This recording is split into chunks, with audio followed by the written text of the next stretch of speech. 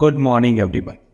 आप सभी का स्वागत है हमारी इस फैमिली, हमारी इस कम्युनिटी में जिसका नाम है विचार दीप, जहाँ हम डिस्कस करते हैं डेली आने वाली अनेक समस्याओं को, डिस्कस करते हैं अपने विचारों को और रखते हैं अपने नए थॉट्स जो हमारी मदद करते हैं जीवन की हर समस्या को सॉल्व करने में। इसी चर्चा में आज आगे बढ़ते हुए आज हम एक बहुत ही इंपॉर्टेंट टॉपिक पर डिस्कस करने जा रहे हैं। ये एक ऐसा विषय है जो 101% हर एक आदमी के जीवन पर असर डालता है और उसे इफेक्ट करता है। आज हम चर्चा करने जा रहे हैं रीज़न और इमोशन पर। आज हम बहुत डिटेल में इस बात को जानेंगे कि रीज़न और इमोशन हमारी लाइफ में कैसे रोल प्ले करते हैं, हमारी लाइफ को कैसे इफेक्ट करते हैं, किस तरीके से हमारे जीवन के डिसीजंस को चेंज करते हैं। सबसे पहले हम ये जानने की कोशिश करेंगे रीज़न मतलब क्या। रीज़न का मतलब है लॉजिक, रीज़न का मतलब है फैक्ट। मेरे पास क्या लॉजिक है कि मैं इस काम को क्यों करूं या क्यों ना करूं। और इमोशंस का मतलब है मेरी फीलिंग्स, मेरे थॉट्स। एक पर्टिकुलर मोमेंट पर किसी काम को करने के लिए मेरा दिल क्या कह रहा है, मैं कैसा महसूस कर रहा हूँ, ये होते हैं हमारे इमोशंस। रीज़न और इमोशन दोनों मोस्ट इंपॉर्टेंट फैक्टर हैं जो हमारे काम पर असर डालते हैं, हमारे हर फैसले पर असर डालते हैं, हमारी ज़िंदगी के एक एक पहलू पर असर डालते हैं।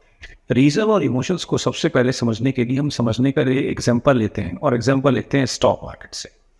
कभी कभी आपने देखा होगा स्टॉक मार्केट में कोई पर्टिकुलर शेयर बहुत तेज़ी से ऊपर जा रहा होता है। क्यों? क्योंकि कंपनी अच्छा परफॉर्म कर रही होती, कंपनी के रिजल्ट अच्छा है, मतलब रीज़न। एक रीज़न है जिसकी वजह से कंपनी का शेयर ऊपर जा रहा है। लेकिन कभी कभी आपने देखा होगा कोई कंपनी बहुत अच्छे से परफॉर्म भी नहीं कर रही, या तो प्रॉफिट नहीं कमा रही है, लॉस मेकिंग है, या फिर बहुत मामूली सा प्रॉफिट कमा रही है, लेकिन फिर भी शेयर के प्राइस लगातार ऊपर जा रहे हैं। इसका मतलब सिर्फ इमोशंस। और जब मार्केट में कभी कभी रीज़न और इमोशन दोनों मिल जाते हैं तब शेयर का प्राइस रॉकेट बन जाता है। या तो अपर सर्किट लगा रहा होता है या लोअर सर्किट लगा रहा होता है। इसका परफेक्ट एग्जांपल हो सकता है यस बैंक। 400 रुपये का शेयर 5 रुपये का हो गया। क्यों? क्योंकि गिरने के लिए रीज़न भी था और इमोशन भी थे। इसी बात को एक और एग्जांपल से समझते हैं। मान लीजिए कि आप मार्केट गए और मार्केट में आपने एक टी शर्ट देखी और आप उस टी शर्ट को खरीदना चाहते हैं, और टी शर्ट की कीमत है 2000 रुपये। अब आपका बहुत मन कर रहा है उस टी शर्ट को खरीदने का, यानी कि आपके इमोशंस हैं, लेकिन आपकी पॉकेट उस चीज़ को खरीदने के लिए अलाउ नहीं करती। आपकी जेब टाइट है, आप तंगी में है, आपका बजट अलाउ नहीं कर रहा। इसका मतलब है आपके पास रीज़न है उसे ना खरीदने का। यहाँ आपका रीज़न और आपके इमोशन दोनों अलग अलग हैं, एक दूसरे के एंटी हैं। अब शर्त यह है कि आप टी शर्ट खरीदोगे या नहीं खरीदोगे। अगर उस पर्टिकुलर मोमेंट पर आपके इमोशन आप पर ज़्यादा हावी हो गए तो आप टी शर्ट खरीद लोगे, और आपके लॉजिक्स ज़्यादा हावी हो गए तो आप टी शर्ट को नहीं खरीदोगे। इसका मतलब ये हुआ कि रीज़न और इमोशंस हमेशा एक साथ नहीं चलते। कभी कभी एक दूसरे के एंटी भी होते हैं, कभी कभी ये एक दूसरे के विरोध में खड़े होते हैं। और ज़्यादातर हमारी और आपकी ज़िंदगी में यही होता है कि हमारे रीज़न हमारे इमोशंस के साथ मैच नहीं करते और वो एक दूसरे के विरोध में खड़े होते हैं। इसलिए हम मैक्सिमम टाइम कंफ्यूज रहते हैं इस पर्टिकुलर काम को करूँ कि ना करूँ। कभी कभी हमारे पास किसी काम को करने के लिए ना तो कोई रीज़न होता है, ना ही कोई इमोशन होता है। परफेक्ट एग्जाम्पल है इस चीज़ का न्यू ईयर रेजोल्यूशन। मैंने बहुत सारे न्यू ईयर रेजोल्यूशन बनाए, आज तक एक भी कामयाब नहीं। आप लोगों ने भी बनाए होंगे, एक में भी सक्सेस नहीं हुई होगी। जितने लोग बनाते हैं किसी को नहीं मिलती। सबके न्यू ईयर रेजोल्यूशन की हवा पहले 10 से 15 दिन में निकल जाती है। रीज़न क्या है? रीज़न यही है, जब हम लोग न्यू ईयर रेजोल्यूशन बना रहे होते हैं हमारे पास ना उसको करने के लिए कोई रीज़न होता है, ना ही करने के लिए कोई इमोशन होता है। जिस काम को आप बिना रीज़न बिना इमोशन के करोगे 101% फेलियर आपको मिलेगा। इसी बात को एक और एग्जांपल के साथ समझते हैं। मान लीजिए कि आप एक बस में ट्रैवल कर रहे हैं, आप बस की सबसे पीछे की सीट पर बैठे हैं। तभी आप ध्यान देते हैं कि बस में आगे की तरफ 4 लड़की किसी लड़की को परेशान कर रहे हैं, वो उसे छेड़ रहे।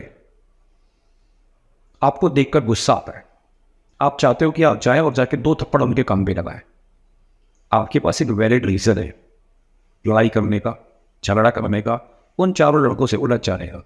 आप उठकर नहीं जाओगे क्योंकि बस में कोई और नहीं बोल रहा। आपको क्या फर्क पड़ता है? आप किस किस के लिए लड़ो? आपको बेशक गुस्सा आ रहा है, आपके पास वैलिड रीज़न भी है, लेकिन आप उठकर जाओगे नहीं। लेकिन तभी वो लड़की पीछे की तरफ मुड़ती है और जैसे ही आप उस लड़की का चेहरा देखते हो, आप दंग रह जाते हैं।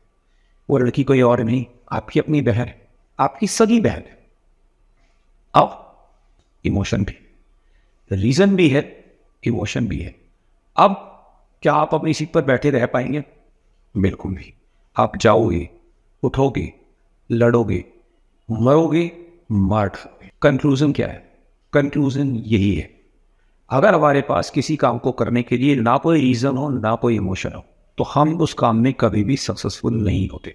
Result is 0।